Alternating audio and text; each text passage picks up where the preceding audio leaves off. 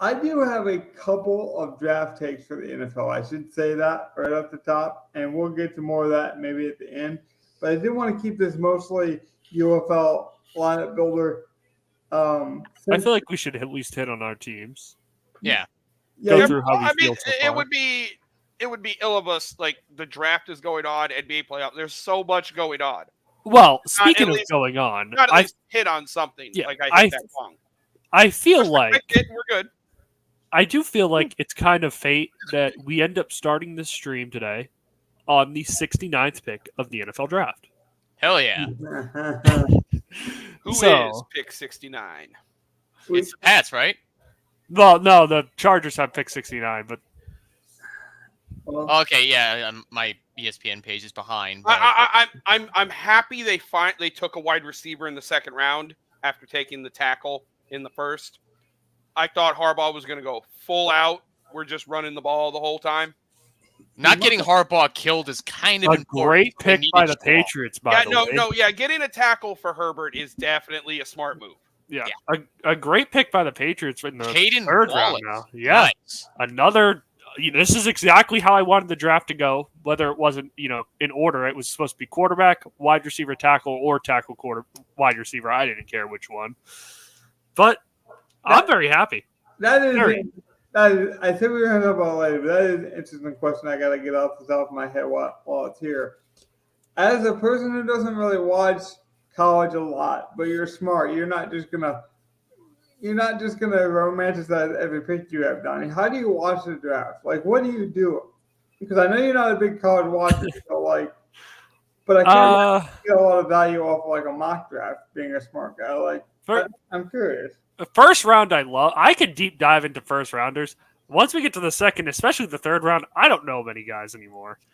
So I'm just going based off position. If I think you're getting value in seeing what positions you're taking, getting needs filled, which is what the Patriots need to be doing at this point of their rebuild, I'm happy. I treat it like speed dating. I really do. I love some of the process coming up to it, like, hey, where's this event going to happen? Who's going to be there? What do you think is going to happen? Like all that anticipatory stuff. And then I like to watch it as like a speeding dating exercise of when you go there, you can tell the people who are really serious. You can tell the people that are just there for a laugh or even want to make fun of the process. So I'm watching it from a general manager's kind of like, hey, I know this guy, he usually goes defense. Like, for example, Jim Harbaugh, we know he likes to run the ball.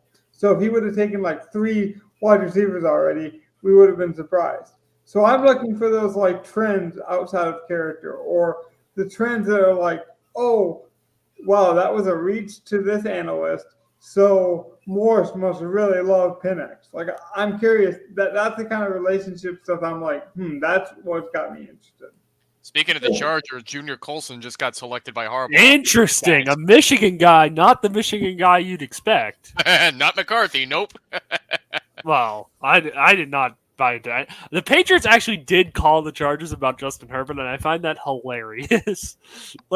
Can you blame them? Oh, no, I get it. But they just got a flat-out no and basically hung up on. So they probably should have. And there was another team that there was a report that 2 teams called about Herbert, and that was it. Well, yeah. I do have an ace in the hole. Evan will probably really enjoy this podcast if we ever get to it.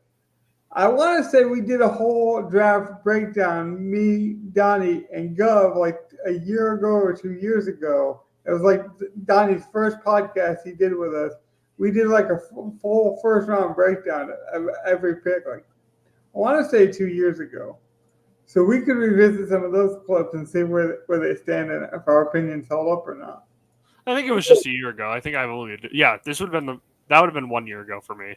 1 year ago? Draft breakdown, unless you guys did one without me. I'll look back because that kind of stuff I find interesting. But truly, I just I love when you see a team's identity when they draft. Well, I'm really enjoying this draft because I'm figuring out what my team's identity is now. I don't know what the Patriots' identity is now, what we're trying to do. And I feel like they've really shown what kind of culture they want to build now. Yeah. They've been aggressive on the phones, trying to get a guy like Debo, which it fell through, but it is what it is. I'm very happy with how I'm seeing the team run right now. Outside of Jonathan Kraft, he's a douchebag. Well, to go back into too, I just hate the fan that acts like everything that their team does is perfect. But I've always hated that guy. I hate that guy when he thinks his team's going to the Super Bowl. I hate that guy when he thinks if he wears his goofy little green hat, the Jets are going to win. I just don't like. So as long as you're measured about the draft, I feel like as long as you almost treat it like a DFS lineup where you're like, here's a risk, here's a gamble, does it make sense? And then you just look at the results. See, I've always treated the draft sort of hands off. Like, I'll evaluate the player my team takes, see what they're good at. Do I think that helps my team after that?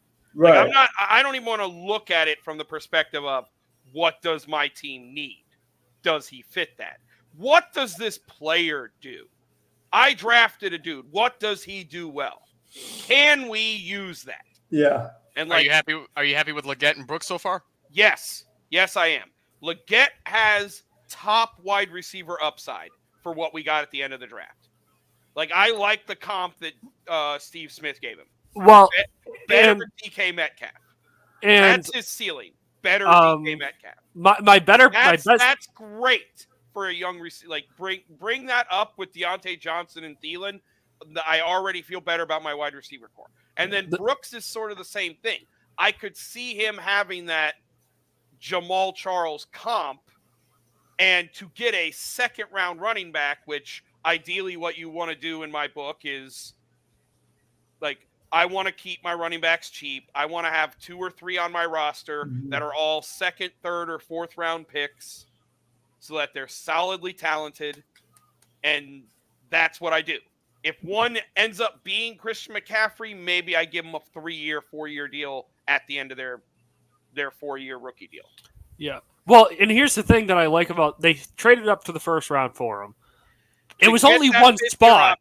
That fifth-year option. The fifth-year option's huge. And that's why I don't like the Bills trading down there. Because what did you get out of that outside of now you lose your fifth-year option for a guy you're supposed to be very much believing in and investing a lot in anyway at the 32nd. Well, you got to understand the Bills come from a situation where they didn't draft their most stud receiver.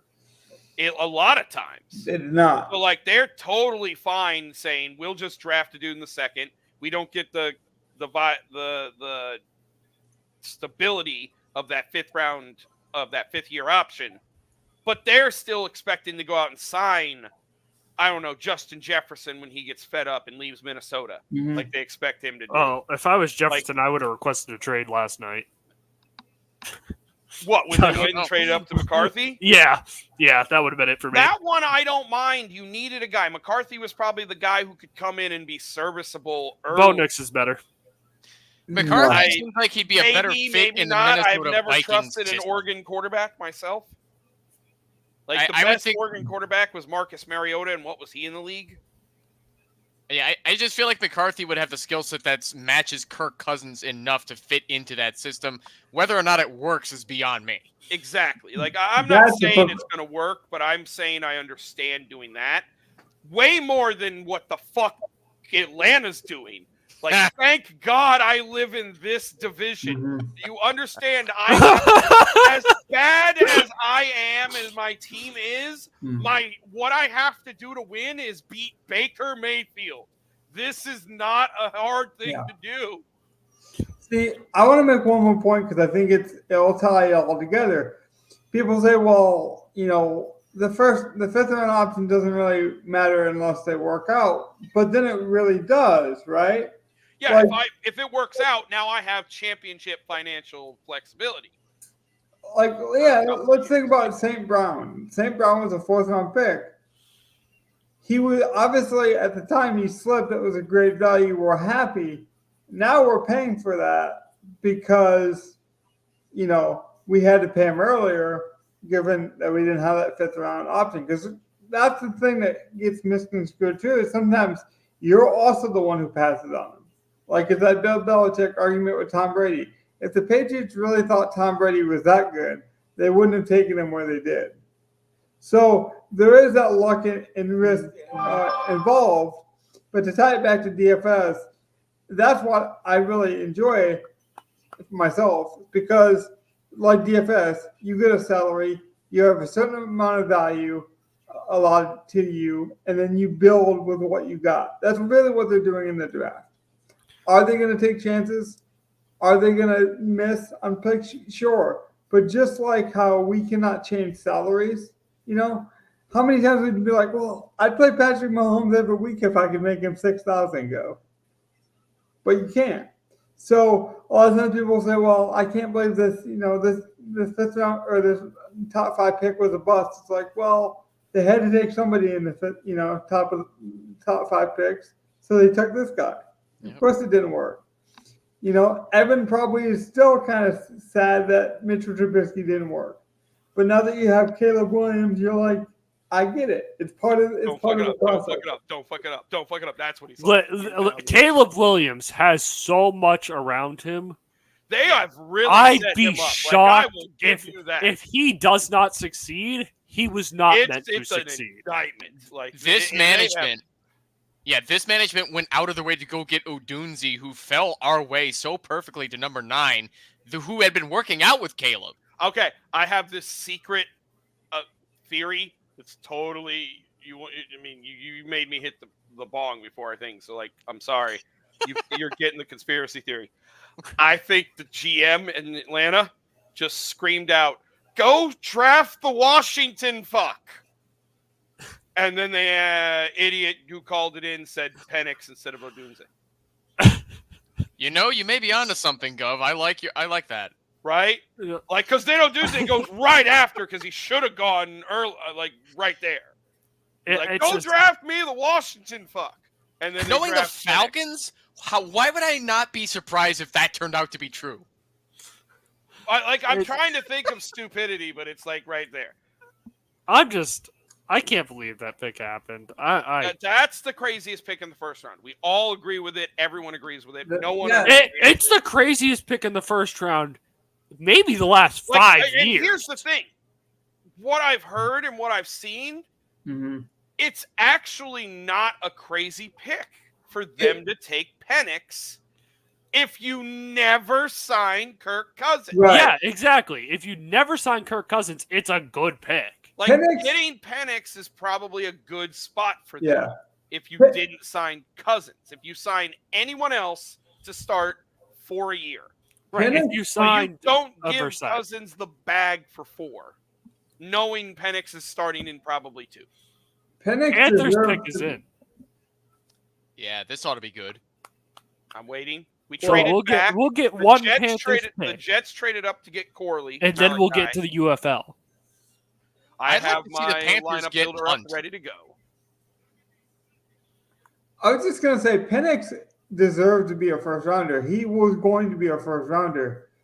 The surprise slightly is that maybe he was a top 10 linebacker for the Panthers. What doesn't make sense, though, is allocating that much resource when you've already allocated that much resource in the same position at such a high cost, because then you're basically saying, it's almost like a DraftKings lineup where you take 3 value guys, you take 3K value guys in a lineup, and you're like, yeah, they're all great values, but you don't need them all in the same lineup because there's no one else to pay it for, or you can't allocate your money any smarter, and sure, they might hit their value being 3K guys, but you don't need them all in the same lineup. And that's what I feel like the Falcons did. They outsmarted themselves by trying to do something too cute. It was the right move. It just they made a lot of other moves that didn't make sense before it. Before we build this lineup, Gov, what do you think of this Trevin Wallace pick?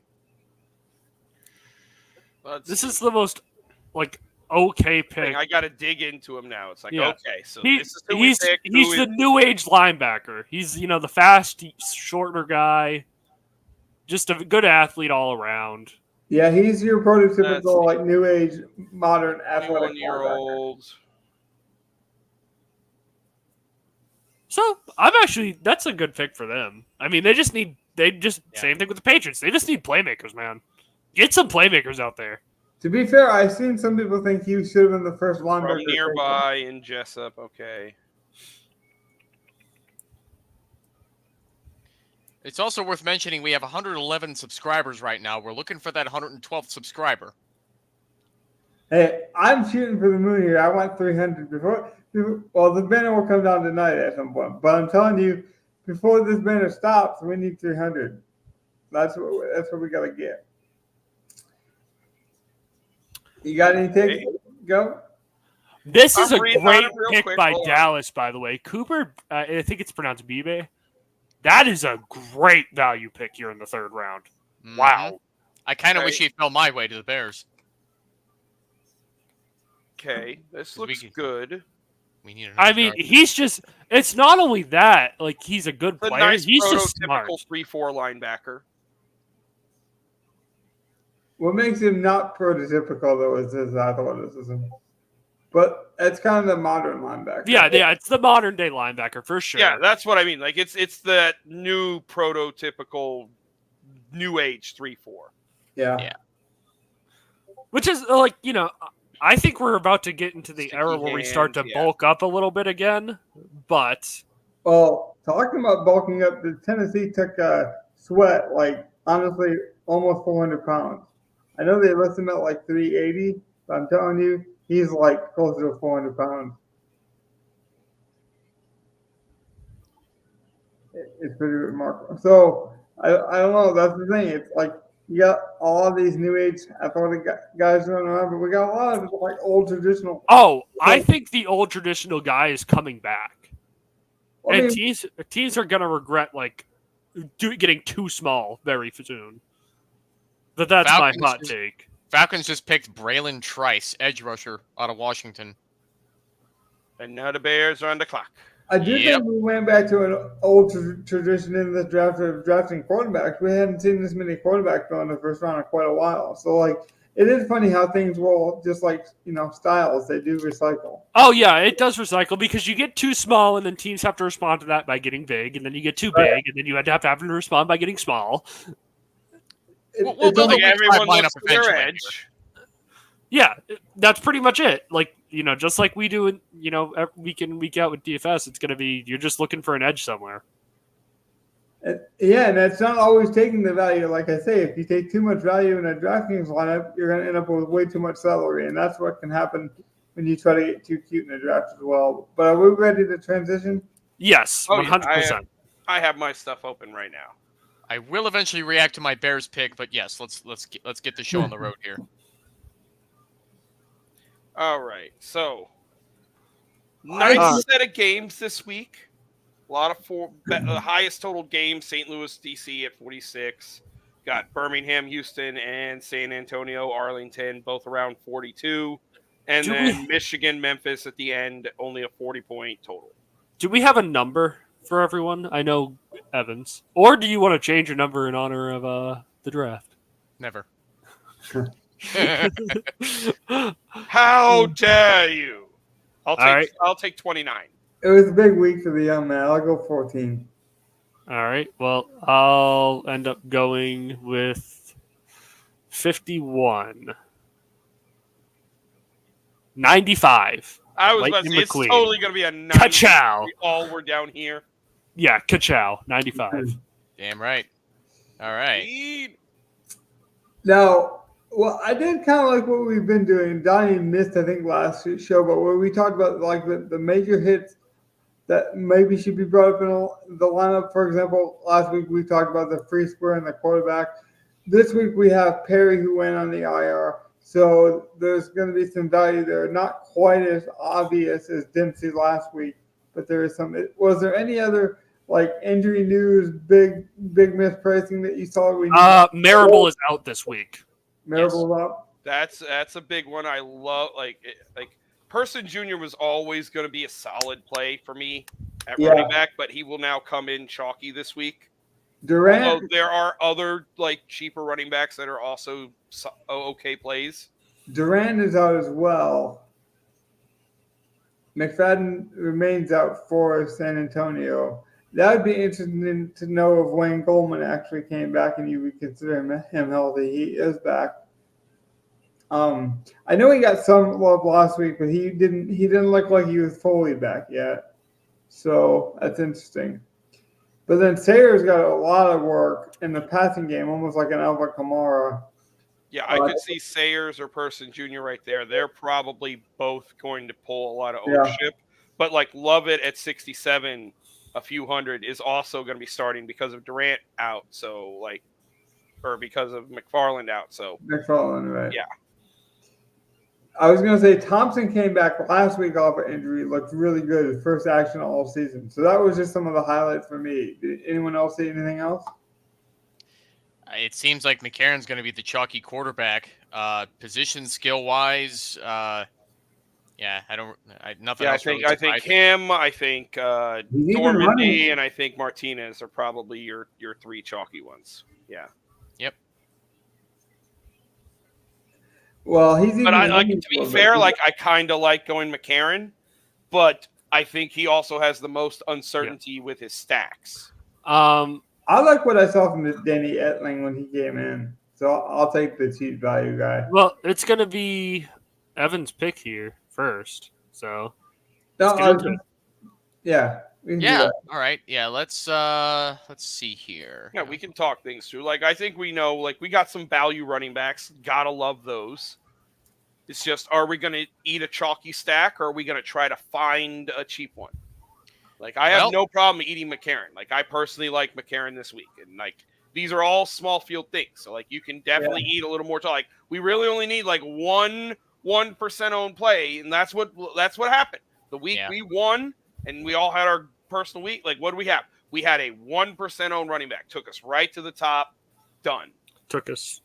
Well, that's why I like Danny Etling for myself for quarterback in my other personal lineup, is because he pairs so good with Sims, and they talked about having such a chemistry.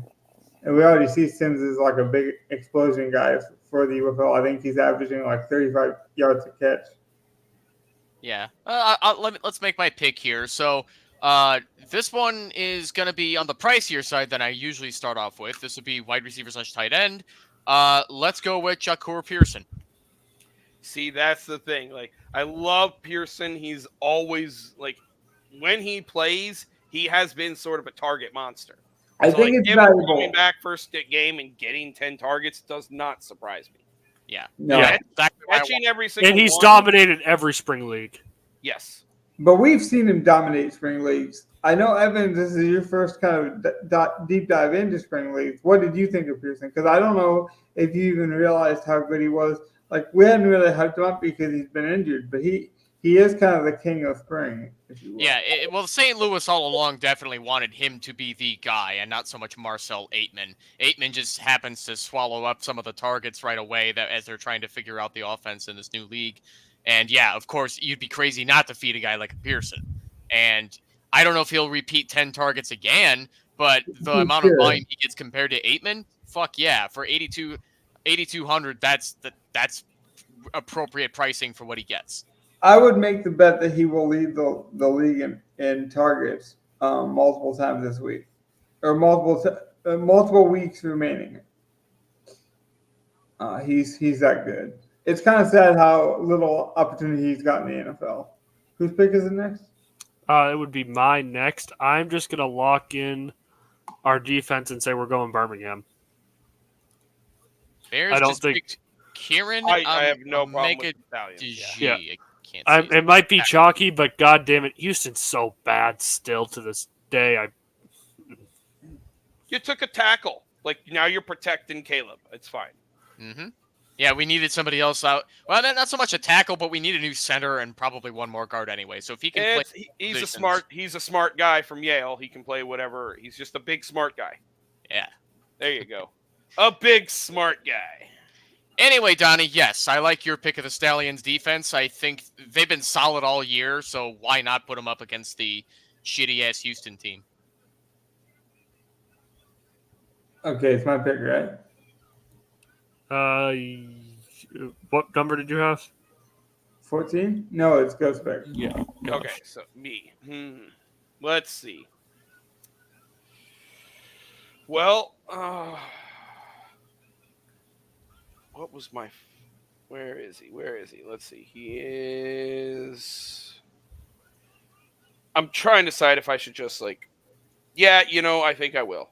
since you're going to go with the Stallions, I'm just going to jam in our cheap running back, make that decision. Like, I would be fine with Lovett, but we're going to eat a little bit of chalk and just play Ricky Person. Smart. Now, do you think Roundtree will get a lot more work? Like a lot more? Because Pearson, I believe, did fumble in that game, but it was raining pretty bad. It was just a nasty game. He did work I mean, if I could see Larry Roundtree the third getting a third down or two, like maybe, Yeah. I don't know. He played last year. I thought he got a couple snaps this year, but he has not. Nope. So, like, I'm down with the Ricky Person Jr. The fact that Roundtree's getting like no playing time in the UFL after he was drafted in the NFL to do nothing on the Chargers, that's not good for him. No, but he has played since then. But I'm just saying he's not even getting any playing time in Birmingham, which is bad for him. Well, he just got signed. He's gotten no snaps this year. Yeah, he was on a different team. Like, Yeah, is active today. First time active this season. I just thought they had activated him. like, I could see him getting a carry or two as the backup, but I have no doubt that they were already using Ricky Person with Marable pretty evenly. I don't think they'll have a problem giving him a good bulk of carries. Yeah.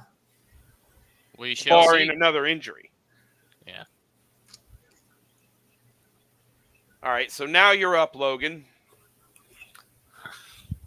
Okay, I'm going to go with, I think it's a good pick. I always like volume. I'm gonna go to Marcus then too. 6,100 I think is a good value. That's such a good play. I love Sims this week. He was gonna be the other.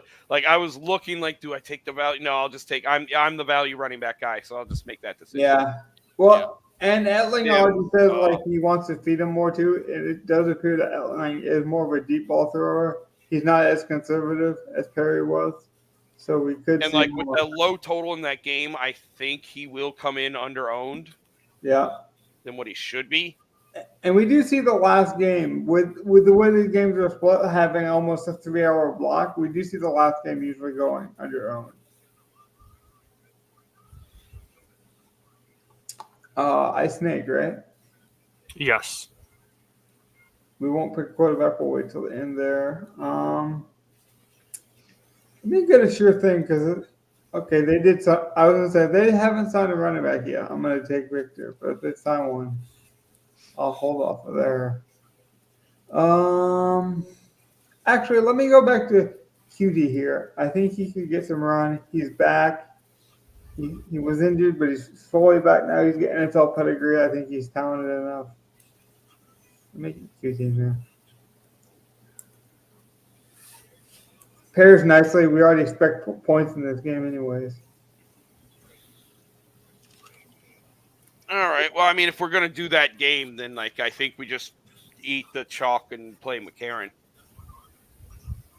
I prefer to play McCarron anyway because he clearly appears to be the best quarterback in this league. Yeah. Like, Garbers was looking quite good at times, but like he's clearly the best quarterback in this league. Yes. What does that leave us with salary wise? Can you put him in? Yeah. 52. 52 for our flex. They keep pricing Tiamo in a place where I'm just not comfortable because he's like too high for me to consider him a good value play. But he's not really elite, but he performed pretty well. So I don't like he doesn't this. give me enough salary saving off Right. more expensive guy. Like, I just would rather play him. He's good. Like if I was betting on DC, I would count on his consistency, and his abilities. But it's just in a lineup, I just never click it. So the guy who gets the most volume around this price range is 4,600 Justin Smith. I was just about to say him. I think he's the perfect last flex. But that gives us a lot of salary to work with if we wanted to move somewhere. I'd be fine if we want to do that. He got a ton of work with the new quarterback. He hadn't really, I mean, I'd honestly be fine leaving 600 on the table. It's not a horrible amount. Like anything over 500, we could look, but like 600's not horrible. I would actually like to have that discussion if you guys don't mind, because Justin had not really seen much work up until they switched quarterbacks due to the injury, So, what do you make of it? Do you think this is like, does it balance out? Do we see, is this a new trend? If you catch 7 of 8, even with a quarterback change, that's got to tell the Brahmas that you're trustworthy with your targets. So And I don't see why they wouldn't give him more chances. 39-yard catch, 100 Well, yards. that's what I mean. Like the quarterback breakout change, game, really. yeah, the quarterback change wasn't just the targets; it was everything. The yards went up. The average of the yards went up. He had his longest catch of the season. Like everything was just up. Problem with that is I think he's going to go high owned, but some people that just point and click are not going to scroll down that far. But he is going to be high owned this week for good reason.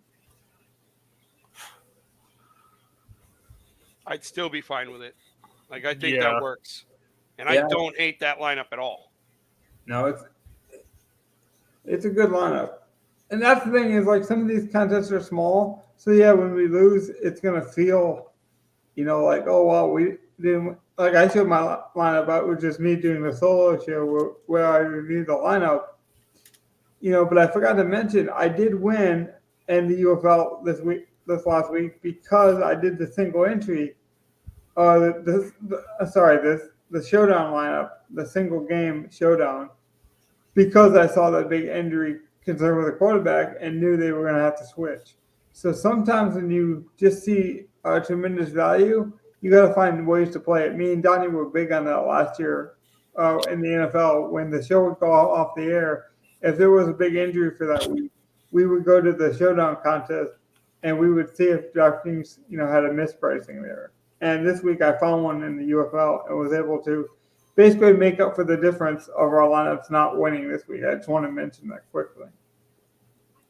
Any other topics, any other concerns sports-wise you want to get off your chest? I do want to talk about one more pick that we did not hit at all in the NFL this week. Mm-hmm. The fact that Brock Bowers falls to the Raiders at 13, and talk about a value pick there. I don't care how he's going to be on the field no matter what. And you have Mayer, that's a lot of size that teams are going to have to deal with. With Adams as well. That's talk about a young guy who's set up to succeed. AOC, man. I was blown away the Raiders got him, though. I mean, I was shocked that he fell to 13, and the Raiders were so smart just saying, this guy is a playmaker. Let's get him in the building. Because I thought Michael Mayer was going to be their guy. I'm surprised they want to roll, apparently, with 2 tight end sets. Hey, listen, it's worked before in the NFL. It can work out here. They're both talented guys.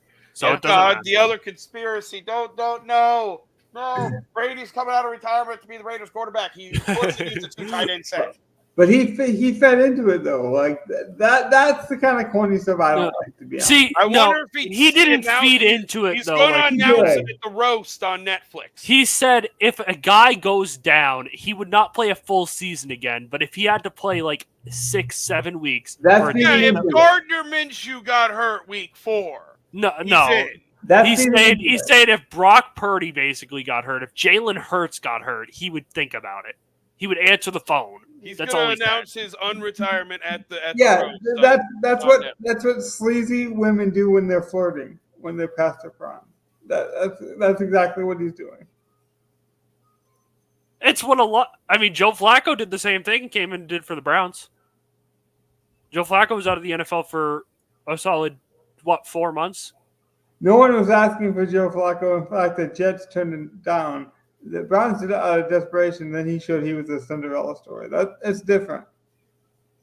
He's just saying he's willing to. He just, if a team wants to call him and say, "Hey, listen, a guy went down. What's it going to take?" It makes a lot of sense. The Browns didn't mind. Yeah. I don't think he would. I don't think Brady would answer the phone for 95% of NFL. I'm not even saying that somebody couldn't play. I'm just saying to entertain it. That's the kind of stuff I don't like. I think it's a distraction to your team. It's a distraction for the job that you currently have. That supposedly means a great deal to him, and supposedly he's training and studying for. Okay. See, I'm on NFL.com looking at the draft tracker, and I like that they've added that when it just says edge for a guy's position. Mm-hmm. Okay, cool. What does SAF mean? I feel like an idiot. Safety. SA. Just put S, like it's always been. Right? Like, that's what I thought. I'm like, I'm expecting just an S. As soon as I see the AF, I'm like, What the F? like safety S. Like, okay. Yeah. Yeah. It's because the whole defensive back has become more of a trendy thing to say. Yeah, because like I've seen quarterback. So I'm looking right now. TJ Houston-Jada. Like, I haven't noticed that at all. Is this like the first safety? Houston took the first safety out of the draft. No, not this pick. No, that was No. not the first safety. You could I don't even remember argue seeing Cooper that. DeJean's going to be forced to transition to safety as he's They very shouldn't do slow. that. They just let the white man be a corner. Well, He's the white corner. I agree. I Don't do agree, it. but Don't do he it, ran Philly. a 4.6, and I'm one of those people. I think game speed's completely different to how fast you can run, but 4.6 is pretty slow for a well, corner. let's come Don't back. do it, Philly. You need the next Cortland Finnegan. You need him badly. But that's where we got to come back to the Raiders discussion with Bowers. Is like sometimes you got to know when a tremendous value is there, but then what it says about your identity. Again, I'll go back to it. A lot of people were like, "Well, this means they got to get rid of Mayer." It's like, no, it doesn't. The two No. can work. Yeah, really I'm give keeping up on I'm keeping them both, and if they both turn out good, I'm paying them both. Well, I'm sorry. Like, what if AP wanted two tight ends? He wanted a really good tight end in free agency and didn't get one. Well, it's You know, not even like It was let's like- not act like we haven't seen it work in the NFL before. Hernandez and Gronk were great together. It's possible to have two tight ends amazing next to each other. No, Yeah. of course that we all know that schematically that's possible. What I'm saying that's annoying is immediately as the pick's being made before he's even out of the living room, not even on the plane to Oakland essentially. They're already trying to create this kind of storylines. It's like that's the stuff I don't like in the media, and that's where like it's the stuff that turns me off of the draft because it's like, well, what if that's just what they believe? Like when Holmes took Gibbs, he still didn't care what people thought. In fact, I knew he would hold it against people because that's what he does. He is an asshole, in that regard. If everyone's going to zig and the Raiders want to zag and go big, have this two tight end set, I think that's a great counter to a team like the Chiefs who are going to be fast and elusive. There was a lot of rumors going around that Brock Bowers was going to fall to number 9 to my Bears, which would have made no sense because we already have Gerald Everett and we've got Cole Kmet, who's already our primary pass catcher. So grabbing Brock Bowers wouldn't have made sense for our team, and I think that was the case for a lot of other teams because Vikings sure as shit are not going to go get him. They've already got Hawkinson. They got Jefferson. They don't need another weapon, but yeah. Well, and I'm honestly surprised the Jets didn't grab him either, because who's their tight end? Tyler Conklin? I don't even remember anymore. They did sign someone, but I don't know who it was. That was Bauer's projected spot to go, was the Jets. And did you guys see the report about what happened when Daniel Jones and Neighbors met? I did not. I saw, like, it was super awkward, I guess. The Giants elected not to post it. I think there was something I heard that Neighbors didn't even say the right name when he saw Daniel Jones. So, fair. I mean, I can't control other people's reaction, but I can react to it. It's just, man, I don't know what the Giants are doing. I don't even think they made the right pick. I didn't love the Neighbors pick at 5. I thought Rome was better, but I'm not. That's not my job. I mean, Neighbors does have a lot of skills that were phenomenal at LSU, so I don't see why Neighbors would have been bad for the Giants. I mean, after Harrison, I think it was kind of splitting hairs between those two. Yeah. And then people were going to listen back to this and then whatever one worked out, and that's what we can't do. That's why I say I search for more identity-based things than anything. Like, we all know AP wants to run the ball, so the two tight end system would work. If you have a bunch of wide receivers like the Bears have, then maybe doing the two tight ends, system wouldn't work. Because why would you take one of those wide receivers off the field? Well, and they already have two tight ends. Like, They could legitimately just have. If you take Swift off the field, which in that scenario where you're going 5 wide, I think Swift should be out there. You could have 2 tight ends and 3 wide receivers who have, outside of Rome, have proven themselves in the NFL, and we assume Rome will be at least decent in the NFL. Well, that's where, like, even if he's not, like, the idea, the construct of what the Bears did for the rookie quarterback makes sense. Even Caleb Williams could fail, and like even now you could look back at it as a Bears fan and be like, well, I saw what they were trying to do, so I can respect that. I mean, I know his contract ends this year, right? He's on a 1-year deal, yeah. Okay, so I'd almost argue with Keenan, they have too much talent on offense that you're going to have somebody off the field that should be on the field. No, there's always injuries. Yeah, and I don't mind going to get Rome Odunze when you've got Keenan Allen as a second wideout too, because Odunze's got to develop behind somebody. And if y'all know my Bears, we are not known for developing wide receivers. We just don't. Ownership just never valued the wide receiver because they're stuck in 85 and they just care about running the football. This is unprecedented for us, so I hope this works out. I mean, you got 3 what should be good ones. Like, you expect good things from Keenan Allen as long as he's healthy. You've already had a good year to prove that you can get good things out of DJ Moore. Can Odunze become a stud for you? And can Keenan stay healthy?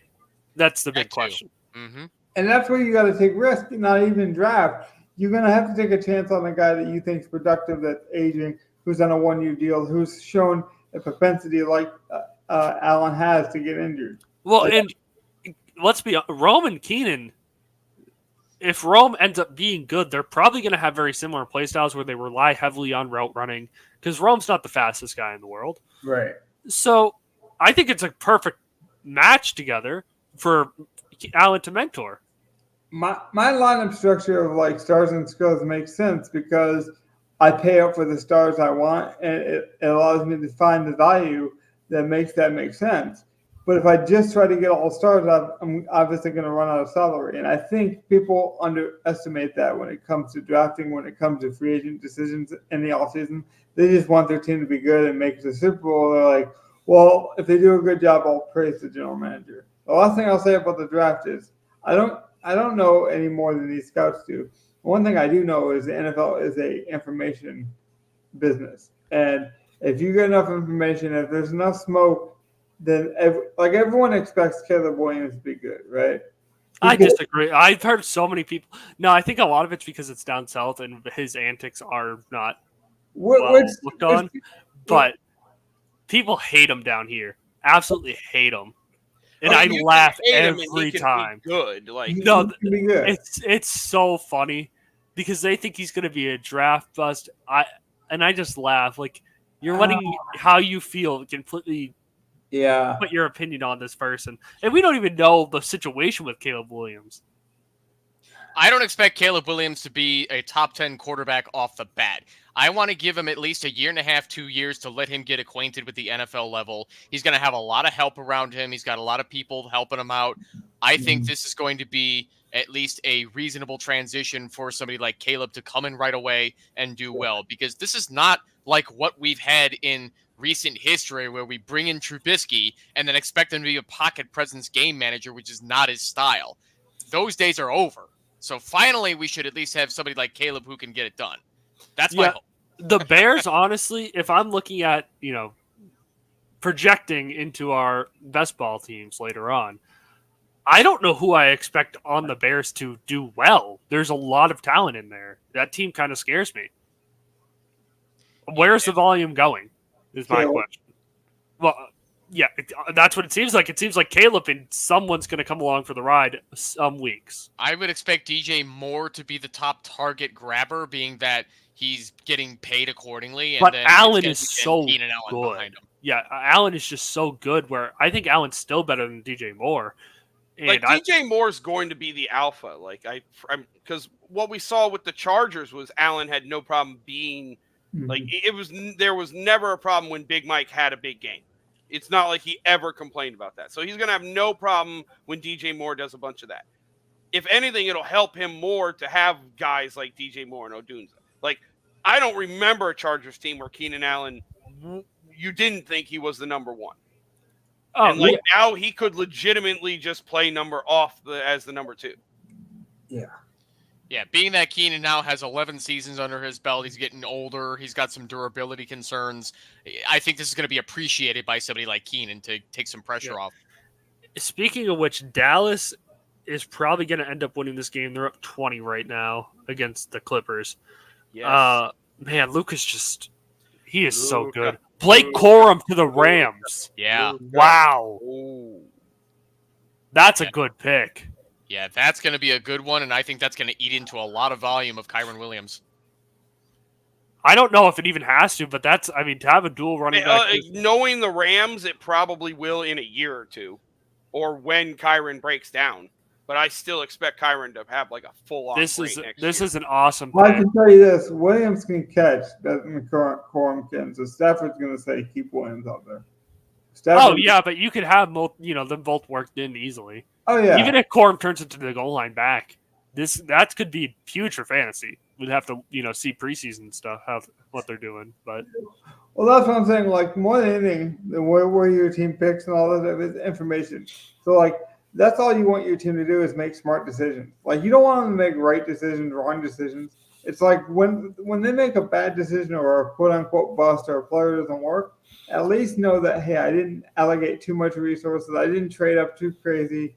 I didn't do anything, out there. That's why we're all sticker shocked by the Falcons. I feel like is because we're like, at least I can speak for myself. I'm a big fan of Penix, the player, but the resources just didn't make sense. Well, and I've said this. I've been an advocate of this for a while in this podcast. I like sitting my rookie quarterbacks the first year, a little bit.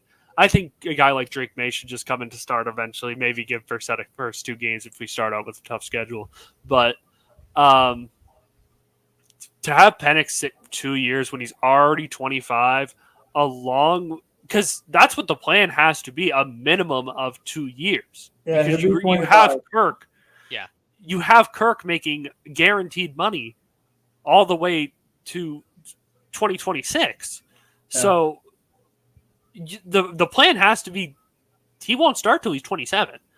And then the GM's like, well, he might not start 4 to 5 years. I think that's a complete smokescreen to try and get Kirk Cousins to be a little happy because he's so pissed off about this. Well, I heard I heard the story is like the agents were shocked too. Like the agents and that were no one knew. They were watching the draft. They saw Penix get. Westbrook is throwing punches or trying to anyway. According to Diana Rossini I think she's with the Athletic.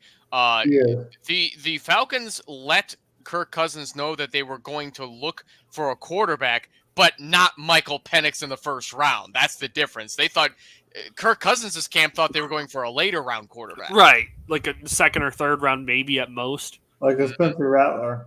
Yeah, but that was just so out of left field.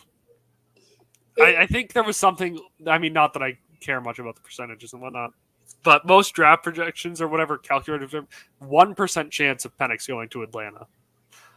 I think that says something.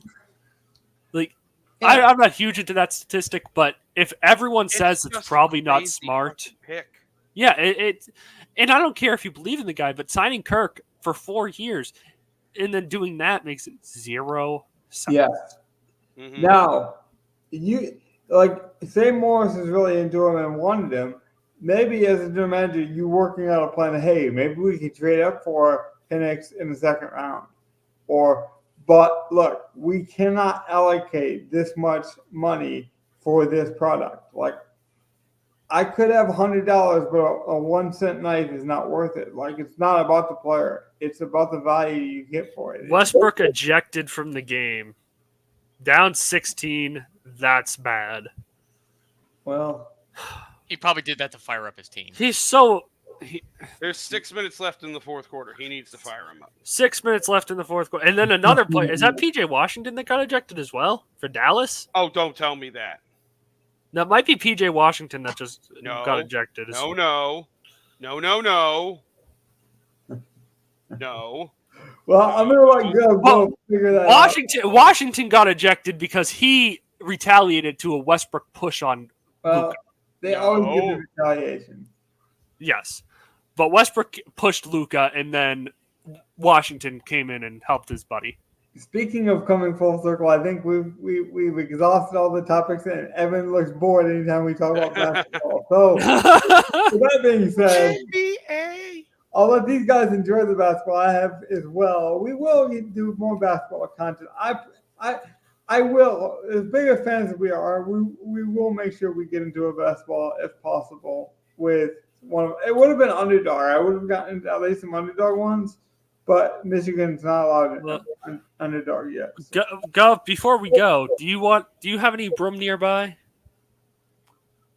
Any chance? Any brooms nearby? Hey, that broom is gold plated, so I don't mind it. No. I have a Swiffer. I got Swiffer's close enough because we got bye more, Lakers. Yeah, we got more championships than most people got houses. So That's what I say most of the time as a Patriots fan, and even as a Celtics fan, I can say that. So I mean, it's fine. LeBron needs time over the summer to figure out where Bronny's going to go, so he can trade himself there. I don't like LeBron on my team. I'll be glad when he's not on my team. I don't like the way he conducts himself. That podcast he does with JJ is really good, though. Speaking of podcasts, like they need our little train to give them a boost, but it is a good podcast. That being said, I'll let the guys enjoy the last bit of the NBA, though. Thank you for joining me. I thought we built a pretty good lineup. Here's the thing: I really like our lineup. Like I might honestly have like a 2v2 off of it. Yeah, I'm gonna have something very close. I really will because the contest might be small and the edges, but the edge is large. I feel like because less and less people are playing, which means all you gotta do is know the stuff. It's an information game, just like the draft. Trust your information and trust it over a long period of time. The small sample size, sometimes we're gonna lose, but I think we're grinding each week and it shows. Yeah. Anyway, before we go, go Celtics. 5-game series. So, hopefully, anyway. That's all I have to say. Yeah, go Celtics. That's how I feel. My Magic pushed it to a 5-game series. Hey, Magic might win that thing. I think Cleveland honestly beats us. We're just like first year in the playoffs, and we're like a guard away from That's how I feel about the Pacers as well. I don't think they're ready, but Tyrese is the making Pacers good can plays. definitely make noise. The Pacers are legitimately scary with Siakam. They're Siakam scary. Already looks like playoff Siakam that was playing as the number 2 next to Kawhi when they won the title. Like that, he's looking legitimately good. So if Halliburton can just play like he did at the beginning of the year, they are a legit scary team. And don't worry, at least compared to what's in the East. Don't worry, Aaron Nesmith will forget how to shoot the ball again. He did that with the Celtics, so he'll forget how to shoot the ball. But will him and Nemrod forget how to shoot?